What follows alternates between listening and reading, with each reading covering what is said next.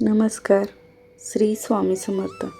आज आपण पाहणार आहोत अधिक मास महात्म्य कथासार अध्याय 4. नामस्मरणाचे महत्त्व. श्री गणेशाय नमः.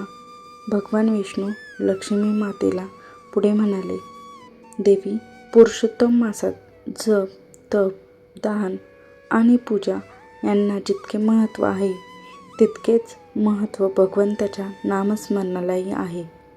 या कलियुगात मनुष्य अनेक दुःखाने, चिंता आणि संकटांनी वेढलेला असतो. मन अस्थिर होते, बुद्धी भ्रमित होते आणि जीव संसाराच्या मोहात अडकून पडतो. अशा वेळी भगवंताचे नाम हेच त्याला तारून नेणारे साधन ठरते. लक्ष्मी माता नम्रतेने म्हणाली, प्रभू, केवळ नामस्मरणाने इतके मोठे पुण्य प्राप्त होते काय? भगवान विष्णू स्मित हास्य करत म्हणाले, देवी, भगवंताचे नाम हे स्वतः भगवंताच्या स्वरूपासमान आहे. ज्या ठिकाणी भक्तिभावाने हरिनाम घेतले जाते त्या ठिकाणी मी स्वतः उपस्थित असतो. पुरुषोत्तम मासात जो मनुष्य श्रद्धेने श्रीकृष्ण, नारायण, राम, विठ्ठल किंवा हरी या नामांचा जप करतो त्याचे पाप क्षीण होतात आणि मन शुद्ध होते.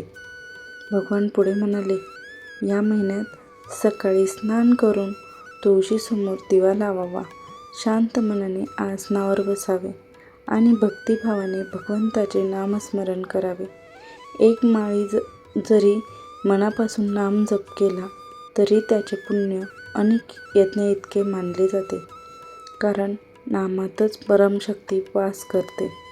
हे ऐकून लक्ष्मी माता अत्यंत आनंदित झाली. ती म्हणाली, प्रभू, किती सोपा आणि सुंदर मार्ग आपण मानवाला सांगितला. प्रत्येकाला मोठा यज्ञ किंवा कठीण तपश्चर्या करण्याची गरज नाही, पण नामस्मरण तर प्रत्येकजण करू शकतो. भगवान विष्णू म्हणाले, देवी, म्हणूनच या कलियुगात नामस्मरण हा सर्वश्रेष्ठ धर्म मानला गेला आहे. जो मनुष्य प्रेमाने भगवंताचे नाम घेतो त्याच्यावर माझी सदैव कृपा राहते. भगवान पुढे म्हणाले, पुरुषोत्तम मासात कथा, श्रवण, हरिपाठ, भजन, कीर्तन आणि सत्संग यांचेही विशेष महत्त्व आहे. यामुळे मन प्रसन्न होते आणि भक्ती दृढ होते. त्या दिव्य संवादाने संपूर्ण वातावरण भक्तिरसाने भरून गेले. देवतांनी पुष्पवृष्टी केली आणि हरिनामाचा गजर सर्व दिशांना घुमू लागला. अध्याय 4 समाप्त.